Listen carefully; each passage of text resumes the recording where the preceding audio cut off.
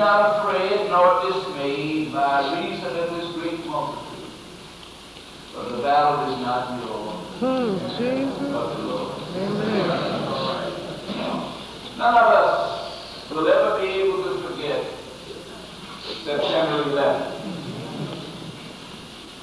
And I shall never forget the night of September 24th.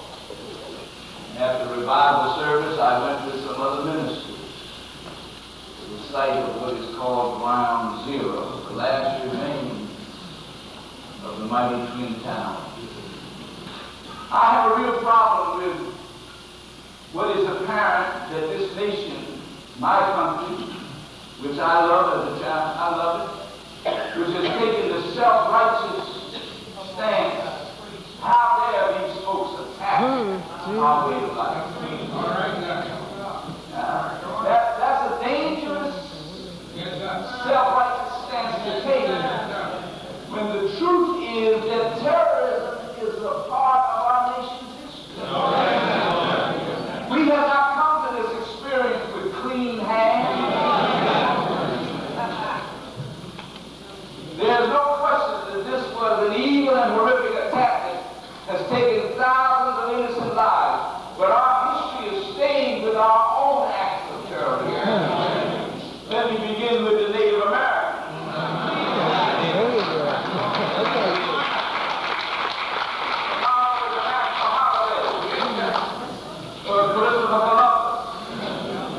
We're honoring a man who was lost.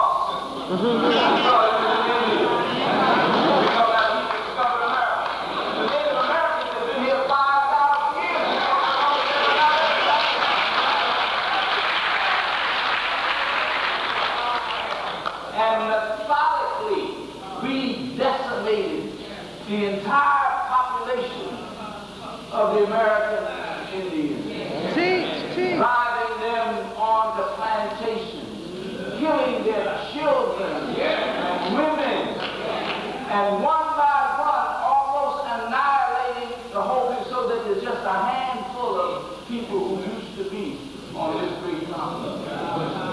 We have a long history. And then after 244 years that our ancestors spent, the most cruel and obscene form of human bondage in the history of mankind. There's never been any slavery like that which was imposed upon us. 244 years. Followed by whatever time is left from 1865 to the present of American style apartheid.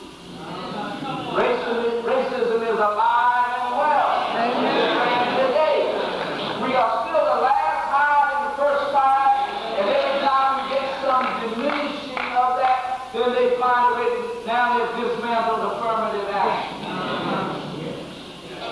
I had 2 letters on my desk that I wrote this week, one to Hillary Clinton, the other to Charles Schumer. And I told him as I turned the pages for the last almost 2 weeks of the Daily News, and you see the pictures of the people who are missing. They look like you, they look like me, some are Hispanic, some are Asian, and of course some European. And I said to them, I hope that as this $20 billion begins to flow into New York City for the reconstruction of New York City, that we were included in the Holocaust. We don't want to be excluded from the reconstruction and rebuilding of New York City. And I want them to put an affirmative action clause in all of the federal money that comes to rebuild the financial system.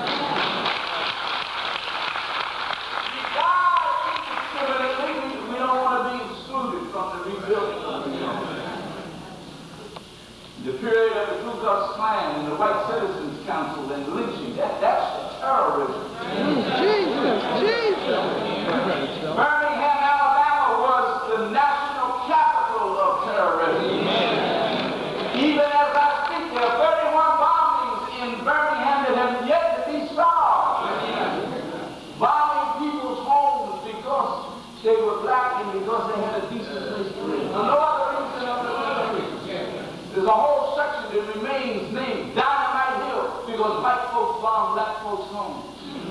Birmingham was the nation's capital. capital of terrorism. Those 4 little girls on Sunday morning in lives snuffed out while they were taking their Sunday school lesson by evil men. Goodman, Schwerin, Cheney were victims of terrorism. Viola was a victim of terrorism. Right here in this city, Elder Douglas was a victim of terrorism. Yusef Hawkins, Captain Doris Farm, Amadou Diallo, scores of others, unarmed citizens who were annihilated by the terrible criminal acts of some members of the New York Police Department. That's terrorism. We know about terrorism. Yes, we do. Malcolm X and Martin Luther King were victims of terrorism. Yes, Paul Robeson was a victim of terrorism. The redlining of banks in black neighborhoods is a form of economic terrorism. We know about terrorism. This nation has a long history of terrorism. But we do not need to be self-righteous about what has happened to us.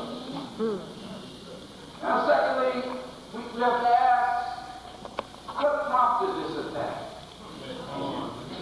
Now, you know, I traveled through most of the world, everywhere except Australia and New Zealand. 99 countries at last count. And I must tell you, and my wife can verify to you in the 61 countries you've been to, people in other countries hate the United States. They hate us. If you are black and you travel, they excuse us from the behavior that they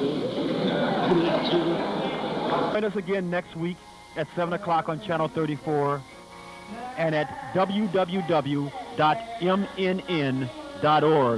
on the internet. And if somebody you know don't know, call them and tell them so. As Roy Wood, that great black news commentator, used to say, now run and tell that.